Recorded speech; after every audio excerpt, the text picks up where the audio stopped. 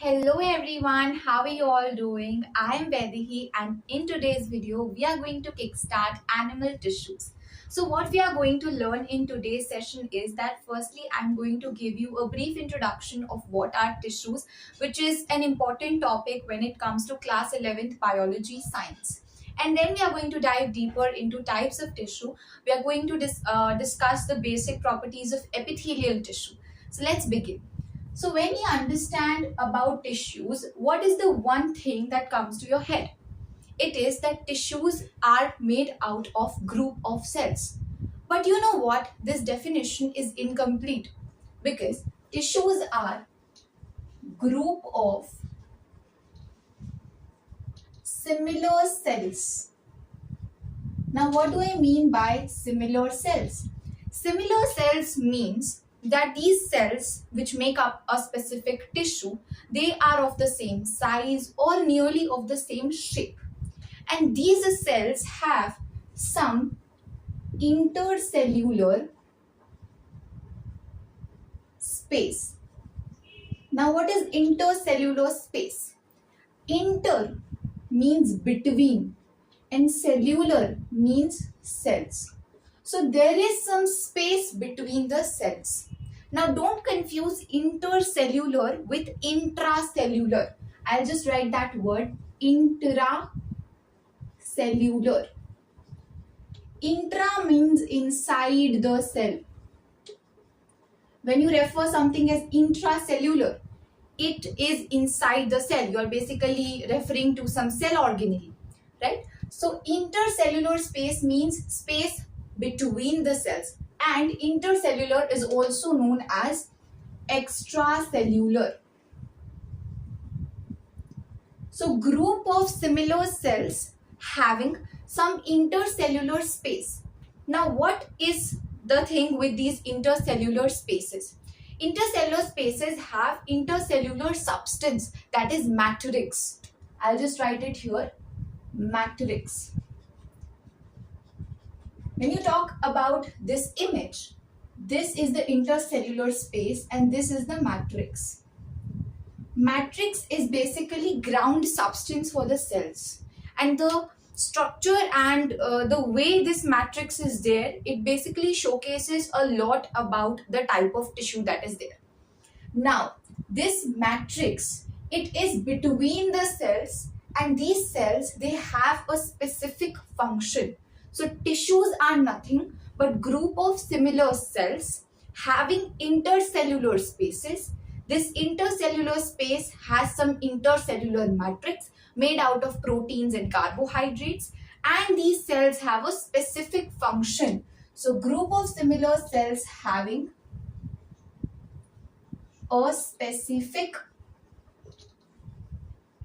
function. What do I mean by a specific function? Specific function means that if I talk about, for example, my neural cells, so they have the specific function of control and coordination. When I talk about the cells that my bones have, the osteocytes, so their basic and specific function is to give protection, to give a proper framework and structure to the body. So all different types of cells and all different types of tissue, they have a specific function to perform.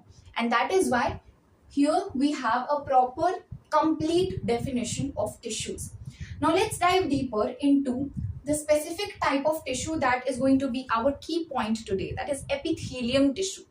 Now epithelial, epithelia, epithelium, all of these are same words. Let's dive deeper into the name of this tissue. Epi means upon. Upon means on something, right? Upon. And thelium. Thelium means to rest or to grow. So epithelium tissue is a tissue that rests upon some other tissues. I'll just draw it for you so that you understand it in a better way. Okay, I hope you understood this matrix part. When we will talk about connective tissue, I think this concept of matrix, it would be more clear to you. So epithelium tissue, I'll just write here the point, it rests upon some other tissue. But is it the case that epithelial tissue rests directly upon some other tissue? No. There is a membrane between two of these tissues, and that membrane is the basement membrane. So I'll just draw a rough diagram for you. Just imagine that these are our epithelial cells. Okay, we will discuss about the modifications and the types later on, but you just have a rough idea that these are our epithelial cells. This is the nuclei. Now below this there is a membrane. Okay, something that I'm highlighting here. This is a membrane. This membrane has a special name. This membrane is known as basement membrane.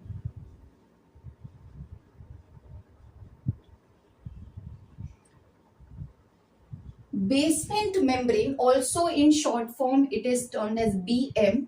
Okay, just a smaller word. So basement membrane, it is acellular. It is acellular. That means A means not having a cell, okay, lacking a cell, or you can say cells are absent, okay, lacking cells or cells are absent. So basement membrane, it is a membrane that is below the epithelial cells, and below this basement membrane there is our connective tissue. Okay, connective tissue. The main function, the specific function of connective tissue is support and linkage. You learn about bones, cartilage, blood, tendons, ligaments. All these are connective tissue. Areolar tissue, adipose tissue. It's something that we will discuss later on. Now, this connective tissue, it is present below the basement membrane. So you can see epithelium tissue, it is resting on the basement membrane, and indirectly it is resting on the connective tissue. Now why is it so that epithelial needs connective tissue below it? Because epithelium tissue, it is avascular. Again, let's just go deeper into this word. A means absent and vascular means blood vessels. Whenever you have this word, whenever you come across this word vascular, it basically deals with blood vessels, capillaries. So absent blood vessels. So because epithelial tissue does not have blood vessels, how would we make sure that this tissue, which is covering the whole outer part of our body, it is living? You need blood vessels to make something living, right? And that is why we make sure that there is connective tissue below the basement membrane, which is highly and abundantly vascular. That means it has connective tissue. Connective tissue is highly vascular. So there are a lot of blood vessels. I do not have a different color to make you, I do not have a different color. So you just understand it simply that there are a lot of blood vessels here, and blood diffuses via this basement membrane to the epithelial cells. Okay, so you can say that blood and nutrients, also oxygen, all of this diffuses. Diffuses means, you understand the phenomena of diffusion, right? Diffusion means when a substance moves from higher concentration gradient to lower concentration gradient to higher concentration gradient. That is diffusion. Okay, so blood, nutrients, oxygen, all of this diffuses via this basement membrane to our epithelial cells. Now there is this special thing about basement membrane that I wanted to discuss with you. I hope this is clear that there is a connective tissue below the basement membrane, abundantly covered with a network of blood vessels, capillaries. So blood diffuses via the connective tissue to the epithelial cells, okay, through the basement membrane. Now let's understand more about this basement membrane. If you talk about this basement membrane, it is divided into two parts. Again, this is something that is not given in your NCRTs. Divided into two parts. What are these two parts? These two parts are basal lamina and reticular lamina. Basal and reticular lamina. So basal lamina and reticular lamina, these are the two parts of the basement membrane. Now you might be wondering which tissue is the one that is secreting or making up the basement membrane. So this is a very crucial point. Basement membrane, it is secreted by both tissues. So it's not a single tissue. It is not either of the epithelium or the connective that is secreting the basement membrane, whereas both of them are secreting this basement membrane. So what are the properties that we learnt about epithelial cells or epithelial tissue? Number one, that they are resting upon some other tissue. Number two, that they are avascular. Okay, now let's talk about the third property. The third property, I'm writing it here. High regenerational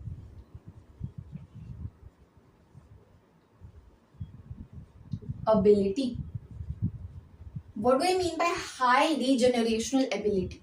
Re means again. Re means again. And generational means formation. Right? So epithelial tissue, it has this special property that most of the tissues have in less, you could say less degree. That is that it has high regenerational capacity. You would have observed in winters especially that the skin of your palms, some people it happens, especially to me also, that the skin of the palms, it sheds, but again new skin comes, right? So skin shedding happens, but again that layer of skin, it comes again, so it regenerates itself. So epithelial tissue has high regenerational ability, right? And this is an important point to remember. The next point is that when you talk about epithelial tissue, the cells, they are compactly packed. Compactly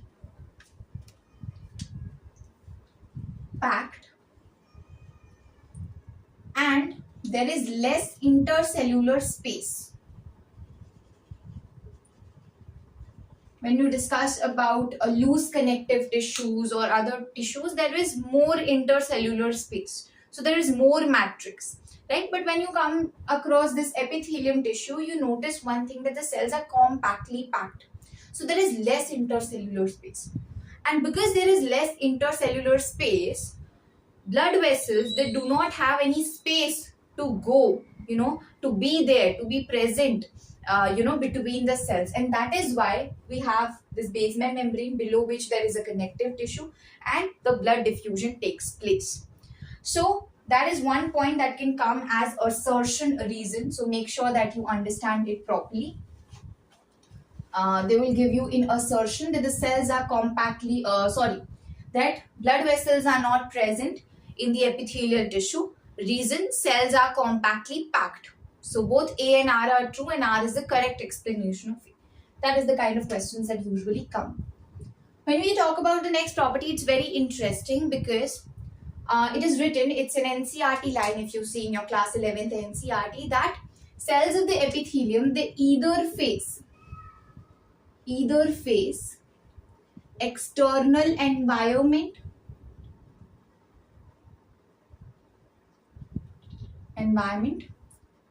or body fluids, right? This is the line that is given into NCRT. So let's try to understand this in a better way. When we have, for example, this is our epithelium, you see that the cells are compactly packed. There is less space between the cells. You can observe all the properties here only. Now, this tissue, it has two parts. Number one is the apical surface. What do I mean by apical surface? Apex. Apex means tip of something, right? You would have learned, I think, in your 9th grade meristematic tissue. So there was something, this word you were coming across, that is apex. Apex means tip of something. So if this is my cell, for example, this is like a columnar epithelial cell. So the apical surface of this cell is here, okay, the tip portion. So the apical surface, it either faces the external environment or body fluids. So we were talking about this one line that was given in the NCERT, that the cells, the apical surface of the cells that I explained, the tip wala thing. So the apical surface, it either faces the body fluids or the external environment. So I have a small rough diagram to show you. This is how my teacher explained it to me. So I'm playing on safer side. So for example, this is our esophagus. Okay, all of you are very well versed with what is the esophagus. It's the food pipe, right? So the food travels from the buccal cavity through the esophagus to our stomach. So it's the food pipe. Now, imagine that there, imagine, what is imagine? There are epithelium cells and there is epithelial tissue that is present in our esophagus. So, there is epithelium that lines our esophagus. Now, what is the meaning of lining? That was the small concept that I forgot to explain you in the beginning. The main function of epithelial cells, it is covering, lining and protection. So we are going to discuss about the types of epithelium. Different types have different functions, but the general function is that covering, lining and protection is done by epithelium tissue. Now what is the difference between covering and lining? So imagine that this is a body part, okay? This is the esophagus. When you say that I am covering something, it is like covering it like this, okay? So for example, if you talk about our skin, it is covering the surface from outside. But when you talk about lining, lining is covering anything from inside, okay? Getting out of control, but this is lining. So epithelium tissue is present in the lining of our stomach and GI tract, gastrointestinal tract. So esophagus has this epithelium tissue that is lining it from inside. Whereas if you talk about the epithelium tissue that is present on our skin, okay, now this epithelium, it is protecting our skin, it is covering our skin. This epithelium, it is lining the esophagus. Understand the difference of words. So this epithelium, it is facing the external environment.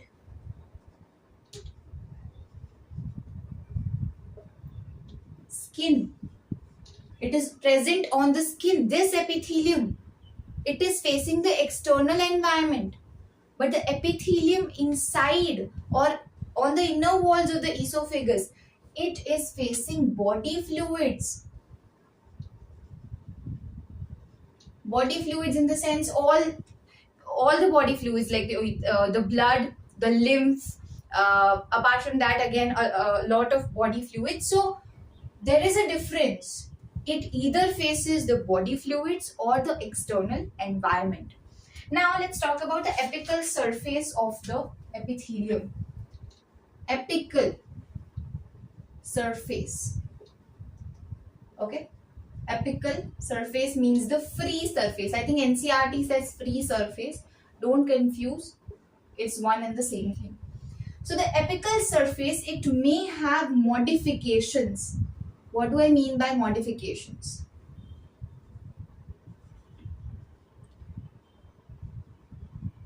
So I'll just give you an example. If you have an old model car, okay, you have a car which is of an old model.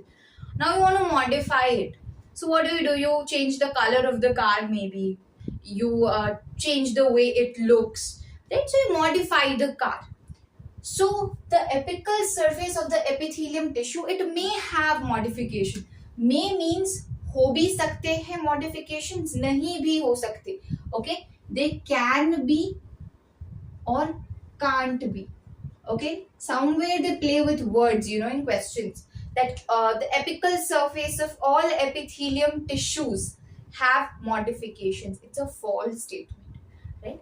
all epithelium tissues, they don't have modifications. Some of them have, some of them lack.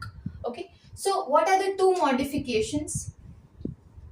We'll just make a nice flow chart. Number one is microvilli, and number two is cilia, ciliated epithelium. Okay, let's understand what is something that differentiates. Now there is this word villi that you have already heard in your lower grades. Class 10 may, you learned about your small intestine where there were villi. Villi are nothing but finger-like projections. Two things you learned about villi. Remember, they are finger-like projections, they increase the surface area and they are highly supplied with a network of blood capillaries. Right? So microvilli, and it is also known as brush-bordered epithelium. Okay, so if I draw it here, how would it be? For example, these are my epithelial cells. Okay, they are similar cells, again not very exactly same, and this is the nucleus. This is how the cells of the epithelium tissue having the modification of microvilli looks like. The plasma membrane of these cells, it folds itself, and it forms finger-like projections. There is a paper and you just fold it, right, like this way. So the plasma membrane, it folds itself and it makes sure that the surface area increases. Okay, so this is how the epithelial cells with microvilli or brush-bordered epithelium looks like. Okay, why do we increase the surface area? So that we can increase the rate of diffusion or maybe filtration, whatever we are doing, filtration or secretion or any absorption. All these things can be done faster. Absorption, all these things, we can increase the rate of all these activities when we have microvilli on the apical surface. Okay, and the epithelium that has microvilli, it is also known as brush-bordered epithelium. Let's talk about ciliated epithelium. Now, cilia is also something that you would have associated with your nose, because in your nasal tract you have cilia. Okay, and that cilia, it traps the air particles or any bacteria or any foreign pathogens. And cilia is also a projection which is hair-like projections. Now remember two things about cilia. Number one, they're unidirectional. Uni means one and directional means in a specific direction. So the movement of cilia, if the movement of cilia is like this, it would not change its direction. Okay, it's unidirectional movement. And number two, they are always present in the hollow organs. What do we mean by hollow organs? For example, the oviducts, the fallopian tubes, right? They are the example of hollow organs. And it helps in the movement. It aids or helps in movement of substances. For example, if you talk about the cilia that is present in your nasal tract, it helps in the movement of air, right? For example, if you talk about the fallopian tubes, they help the cilia there inside the fallopian tube. It helps in the movement of egg or ova. So they are present in hollow organs. They help in the movement of substances, and the flow of the direction is unidirectional. So what are the two examples that you can write?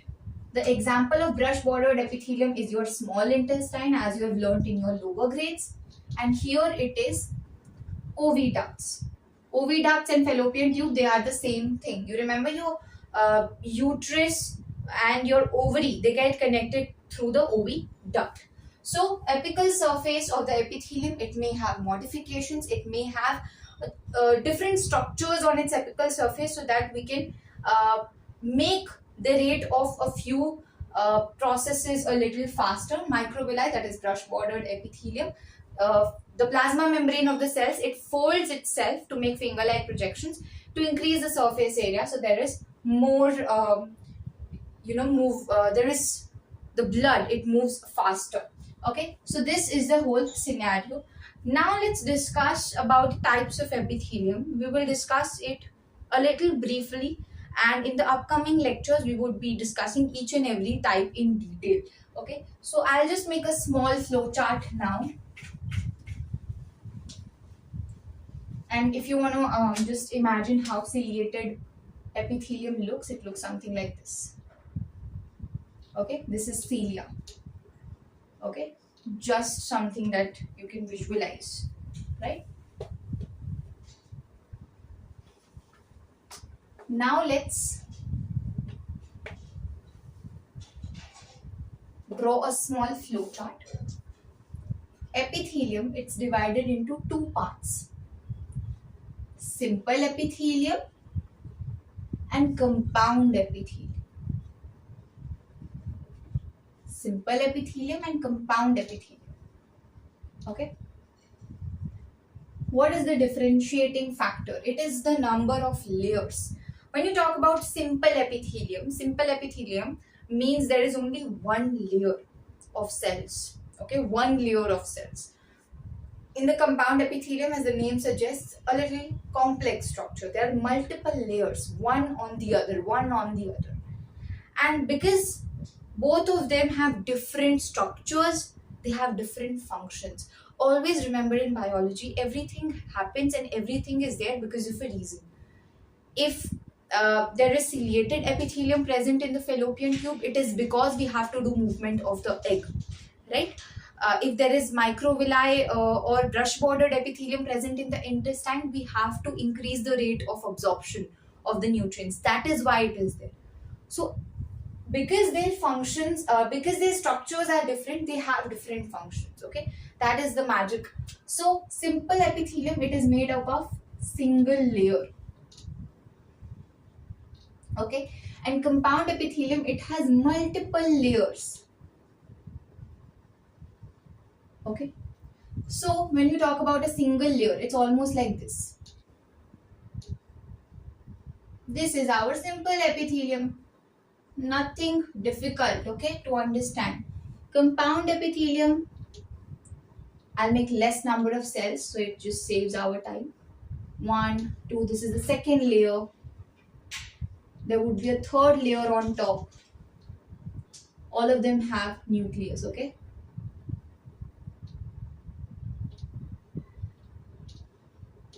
So this is compound epithelium, this is simple epithelium. Now what is the different function? What are the different functions of these two epitheliums? So simple epithelium, why is there a single layer present? Why is there a single layer present? Because this epithelium has major role in secretion and absorption. Also somewhere in diffusion and filtration. Now just imagine, you have two different things. You have one simple cloth and you have a layer of cloths. Okay, in which one of them it would be easier to pour water and the water is coming downwards? किसमें पानी छानना आसान होगा? एक कपड़े में, क्योंकि एक कपड़ा it's less, it would take less time in order to filter the water. If you have one cloth, it would be easier to filter the water. If you have many layers of cloths, it would take a lot of time. It would not be efficient. So because the major role of this epithelium is in secreting things.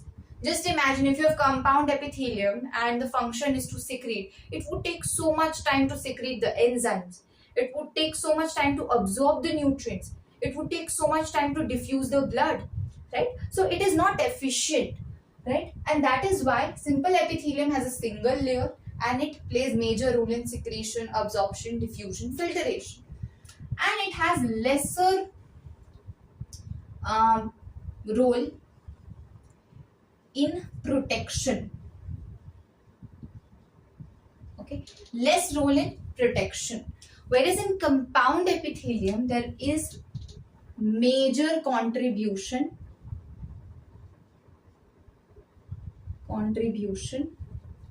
in protection